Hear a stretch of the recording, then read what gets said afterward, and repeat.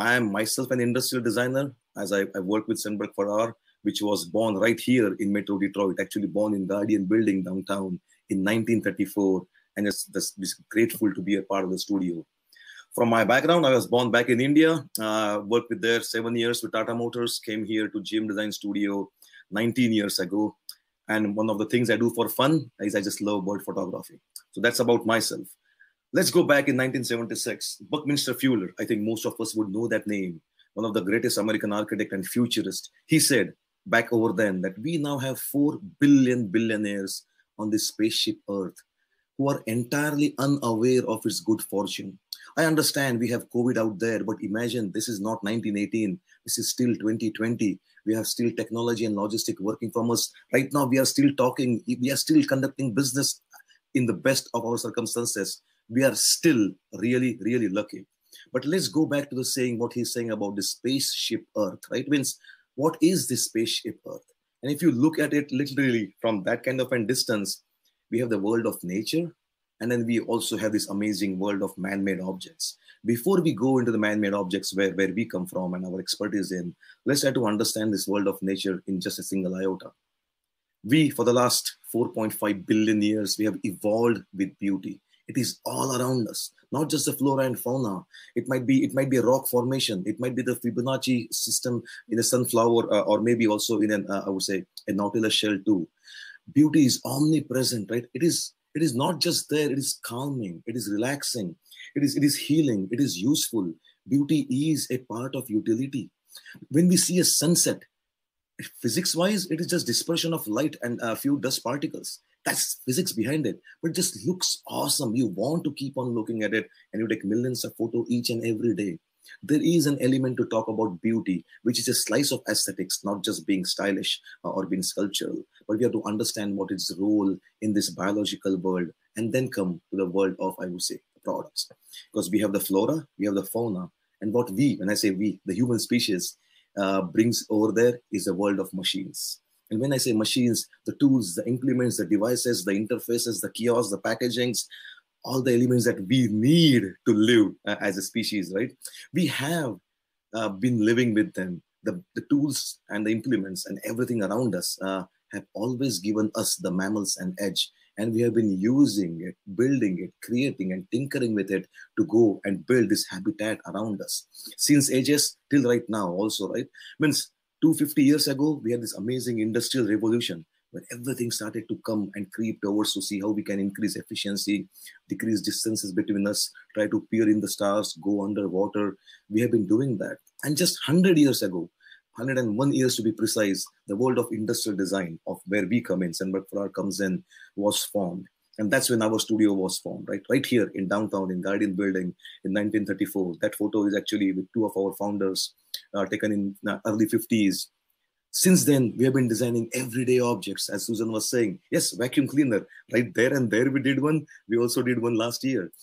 Toasters and coffee makers and waffle makers to all the way in the back. That's a 1955 Packard. We live with tools. On the left, you will see the B2C tools. On the right, you will see B2B tools. It's always been there. And it might be in the kitchen, it might be in the pantry, it might be in the bathroom, it might be a toaster, it might be in the refrigerator. Some of the things right now, in a way, we have evolved beyond, right? Typewriters might be difficult to find right now. A sewing machine, it's coming back again, actually, in the younger generations as such. Susan, you mentioned Kurt, who spoke at your chamber last year. He worked on the NASA, on the ISS habitability module. Literally, we are working with interfaces where there's a human-machine interface as such. But again, that was then. And again, planes, trains, and automobiles means we owe a lot to the city of where we are in. Born in Detroit, we work a lot in the world of mobility as such, all sorts of it. But again, I would say that was then. Right now, whenever you have time, I think if you are local and when COVID embargo is lifted up, we can always give you a round in our studios, which are just north of Novi. Beautiful suburbs. You can see the entire studio. You can see our dedicated research facilities and our focus room clinics, because it's design is still science. It's not like designers is a wellspring. We just sit in the morning and just start sketching. No, that there is an in and out kind of a machine, and you have to feed that machine, this machine, biological machine, a lot also. And we make things also. We have a prototyping shop. We actually make sure we go physical pretty fast. So whenever the time comes, we can show you and we can meet the other team. Right now, you only see my mugshot over here, but we are a team of 20 people, industrial designers, researchers, strategists, engineers, model makers together. It's not a single person, especially in this world, can do anything meaningful or purposeful or beautiful or useful. It will always be a team effort. In independent design studio, working along with, I would say, the creators of the ideas or things like that. So that was then. Today also we still do the same thing.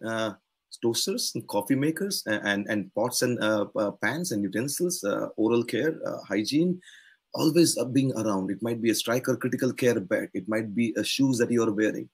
The interfaces are everywhere. And these are some of the products we designed in the last couple of years. Till everyday mobility, the last mile mobility, transit mobility. If you are driving the first generation, I would say FCA vehicles, you connecting them comes from a designers, come from our studio also, that we helped and worked with them to build it or to design it. So that was, let's say, what we typically do. Let's coming back to the world of products and what goes behind the curtains. When we talk about any product, it might be the coffee cup in front of you. It might be the laptop they are sitting with, the iPhone, the tablets. There has to be a rhyme and reason behind designing, building, and crafting anything. So now I think in the next 20 minutes, we'll try to look at that kind of, and I would say, elements of the process over there. One thing that there is a myth about design studios is we are the kids with Crayolas in hand and we just start making sketches. It might be products or it might be beautiful interiors. Yes, as Susan was saying, whatever we do inside our studio, whatever comes out of our studio is always cool, always beautiful. But we do not start in that world. We start to make sure we identify the right problems and then solve them beautifully. And that's where the entire element of using design, apart from beauty, to solve those elements as such. So the areas that any good design studio, just like us, would try to look at any product will be the scenarios, the use scenarios, the usefulness, the usability, the ergonomics, the architecture of it, and then making sure understanding those constraints, there are constraints, there are trade-offs, still making that entire package, the entire palette beautiful. No matter what, rationally, you have to make sure all those things are there, but emotionally, and that's what we bring into the entire element of what is this emotional content we always talk about. Apart from just being sexy or styling, what does that emotional package consist of? And we'll try to, let's say, unpack it as much as we can in today's morning session. And eventually you will see it's not just the product. The product has to be aligned with the business. Whatever your business you are in, you can just make a product that is useful and meaningful. But unless and until it is aligned with the business, the product success depends on the business success, or otherwise the business success always depends on the product success. And again, when I say product, it's easy to talk with a lawnmower or a toaster, but the product can be a product, a service, and experience. And all those three come together, can be a big part of service too nowadays. So that's the attributes that typically a studio will bring to the table. So one thing we established, when we talk about an experience, it is not just the marketing promise you hear out there. It has to be the finally authentic vessel. Like whatever product you buy, you get motivated by a Super Bowl ad, maybe not this year or coming year, it might be next year again that we will see Super Bowl ads. But you are motivated to come and try and consider a product. That is a good thing. We need marketing. I'm not against marketing. But if you are putting a brand promise out there, then making sure to squeeze that brand promise has to be in the product, not in the packaging, not in the website, not in the ivory table you have in your CEO's office. It has to be in the product. And that's where we squeeze the attributes of the product, the brand, in the product as such. Because that's what the makers, when I say maker, the OEM, the creators, the builders are going to think about.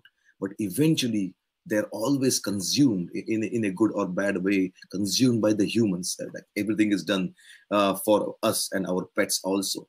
So when we look at the manufacturers, inherently, just by the notion of putting an organization together, there are classical frictions happening between different departments. To make an organization work, it has to be decentralized as much as possible, so all these blocks work together. And that's okay. That's what it is, as business tells us.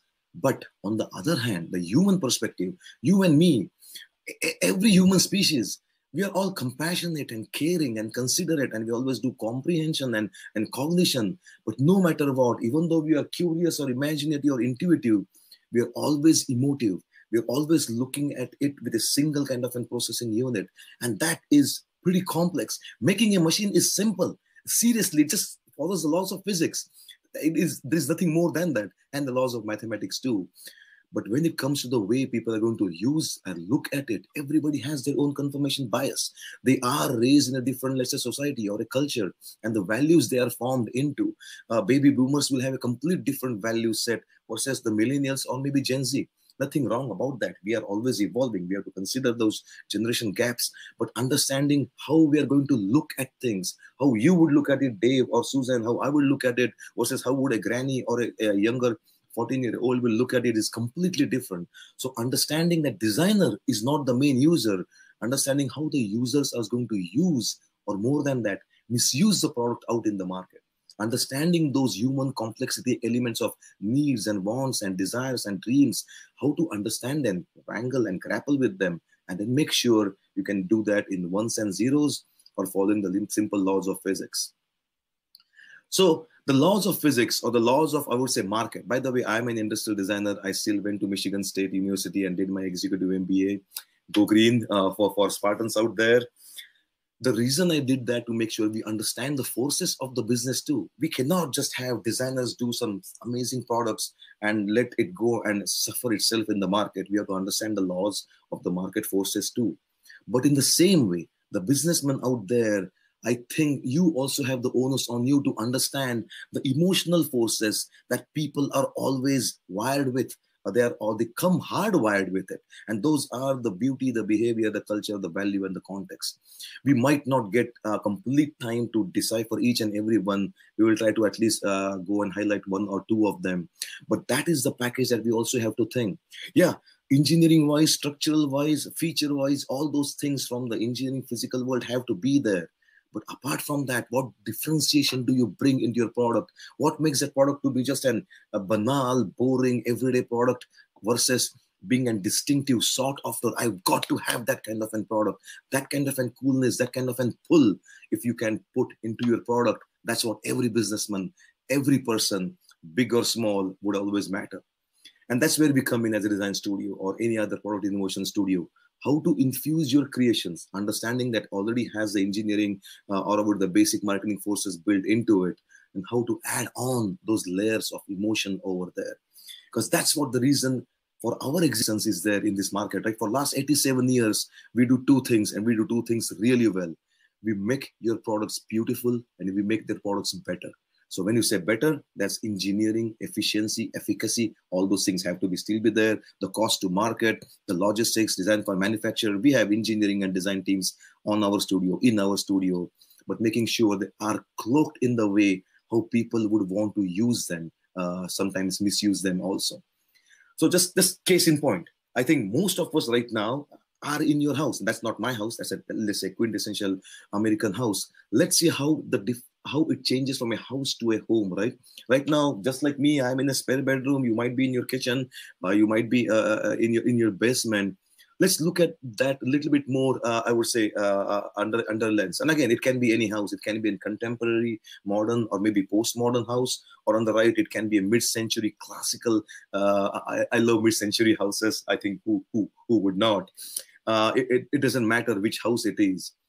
But when you say about a house, is it just a safe structure? It is just to keep the coldness and the bugs outside. It is just an dollar investment. Yeah, it is a part of those. But what makes a house a home? It's literally, means right now in my living room also, there are tons of bricks of Lego. I have two monkeys living in the house. They believe they're human species. Kids' heights. Go to any restroom or a bathroom of your house. There will be kids' heights marks on the wall. There are souvenirs of you going around the world and getting those experiences, not just the photographs, but souvenirs you buy, the trophies you hang. It's a place when you want to come back to home, kick back and relax in the evening, have a glass of wine and just be who you are. Not to wear a jacket or wear a fancy watch. It is who you are. And that's what makes it a home, right? So it's where you nurture your soul. It's where your heart is. It's your silent sanctuary. That's where you make stuff, good, bad, or otherwise.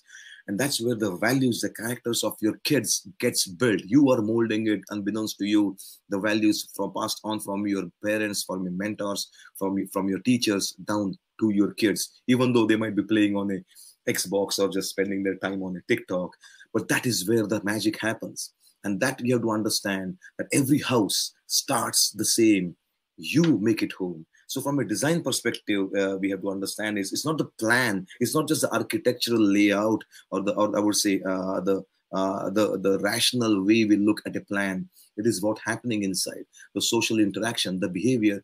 And that's what designers do. They go about not just understanding the ethnography of how people are using or misusing their product, but the anthropological way of how people are behaving with their products. What are their sentiments? What are their sensitivities? What are their habits? What are the rituals? What are the confirmation bias they might be having? Everybody has one. I should be having some of them. But how to distance yourself as a designer to keep them in check and design for somebody else, not one person, but a collective sense of humanity, the demographics, the psychographics, the target segment that you want to seek into. And that's where you want to understand what those matters to you. So, truth be told, the house on the left is way more expensive than the house on the right. So you have to understand the value, not just the value as you would decide it, but the value to whom. And how do you decipher that? How do you understand that? How do you extract that from the market? And then you go and get that white space in the market, the uncontested white space in the market of understanding that value structure. And that's what the brand does, the product does, understanding those sensibilities and then design it. House is one example. It might be a vehicle. It might be any object in your world.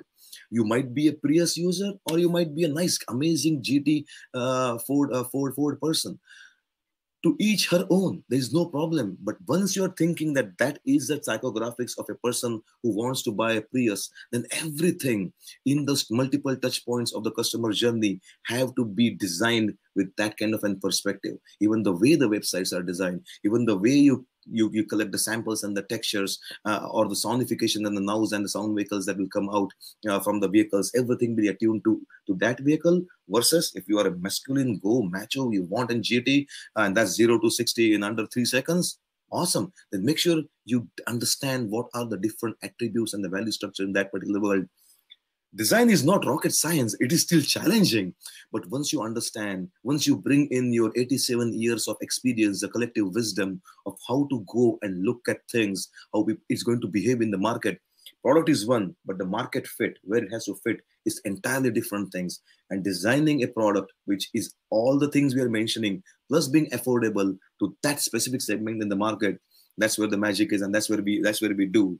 And that's where I think one of the another amazing American designers, a Canadian one actually, always says, and it's a very interesting thing, it's experiences, the emotional, the aspirational ones over cognition. Cognition, the given, the must-haves have to be there. Those are the meats and potatoes.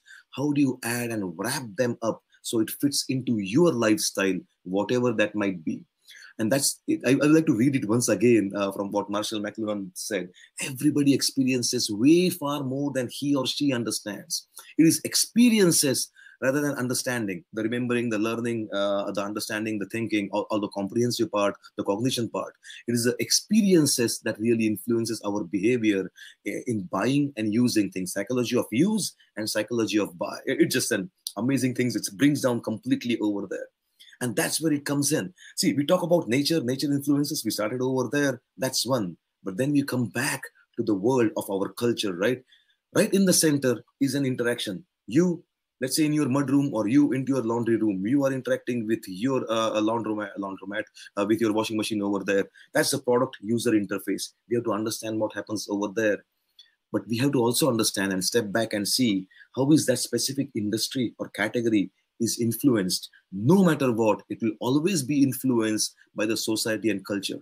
The socio-cultural norms always mold the industry, eventually the policy. It's a pretty big vicious circle, and now the lag is actually coming to be pretty small. So we always have to understand the one-on-one of an interface of a person in your basement or kitchen versus how the collective humanity is going to be informed with it or affected by it. So when we say design for the product, it's also understanding the design of the biosphere we are going to go in. This big, I would say, hairy, audacious problems of this planet. It might be pollution, it might be plastic use, it might be diversity, it might be hunger. Eventually, we have to understand where it entirely rests as such. So no matter what, and maybe a couple of minutes more, I think we're coming near to the time. No matter what, the objects you are designing or thinking of buying, they are always going to be reflective of the culture around us. Culture is always evolving. There are always memes passed on from you to your son to your grandson, and how to understand and decipher them and still make sure we are living with them and giving what the end user wants, in understanding how it's going to be good for the society and for the, I would say, the future of the globe. Trying to connect back to where I think Buckminster was saying, is also not only thinking about right here, right now, but also helping our clients think about the future. Because, and the future can be 15 years, 20 years, 5 years, depends on your time horizon and the product category you are into. But in the future world is also like, hey, it can be preferable, plausible, I would say probable, like I wish I could. But apart from that, there's also an element that the design studio will come with it, and that is the generative future. How you understand what needs to be good for that category, for that user, and also good for the, I would say, for the environment, and then actually go out there and have the stakes in the future. And collectively, you, along with your partners and suppliers and your followers and fans, guide over to that, the kedging, Kedge, kedging yourself to the elements you want to go. That's what the leading innovators, the leading, I would say, thought leaders are always doing. They're always trying to make sure they are going there. You do not have to plan the exact roadmap, but at least you have to understand the direction to go and take and plan for those multiple futures as such. So no matter what, I need to invoke, there are many people that we can invoke right now, but it comes to a simple act like Bill Watterson, the amazing person from the author of Calvin and Hobbes, one of the most beautiful author and illustrator ever. He says a simple thing, but it is so profound. Try to remember, as a design studio, as a designer, everybody's a designer. You are a maker, you are a tinkerer, you are a creator, you are a designer. Try to remember that people have better things to do than read your work or reason with your product or be frustrated with the interface. For heaven's sake, try to entice them with some beauty and fun. We are human species. We want to understand the basic needs of life, but still there are plenty of other things that we always yearn for. That's what our basic fabric is made up of. Why not understand pleasure? Pleasure itself can be a part of utility. It's not completely different that, hey, let's do this as a utilitarian as possible, as minimalistic as possible. And then if we have time and money or maybe extra kind of a profit margins, we will think about pleasure and beauty, or I would say the gellness of it. No, it is a part of utility. Beauty is a part of utility. And we make sure as a studio, we try to, I would say, dabble in that. So in closing, you might be right now in the audience a startup, you might be a small, medium firm, or you might be a manager at a big enterprise. It doesn't matter. As a studio, we help all of you in all the three categories also. Not every product has to be world-changing or has to solve the world hunger problem. Yeah, there are elements to be a breakthrough product, systemic thinking, hello products, understanding the radical change. But at the other end, the incremental innovation, that's what we really excel into. The products can be faster, better, cheaper, lightweight, little bit smarter. How to understand that? The central one is where people lie. And that's one of the fantastic area to be. You are in the market, you see your competition, you see them, you raise one. How to do that boundary level innovation. So no matter what the size or the element of it, as a studio, we would love to help you if you have an option. So feel free. I think Susan and Dave might be having my email also over there. Ping me or visit us in our studio, or just go to our website if you want. If you have any other questions, I do not know how we have time left for Q&A or something, but I would love to have questions. But thank you again for your time early in the morning. There's still so many great things to do out there. I think collectively together we can all do it, right? Well, that's my last slide. It's an amazing ancient African proverb. If you want to run fast, run alone. If you want to run farther, run together. You along with your partners, or you along with a studio like us. So having said that, thank you once again. My name is Jivak. I'm an industrial designer. I'm just happy to be alive.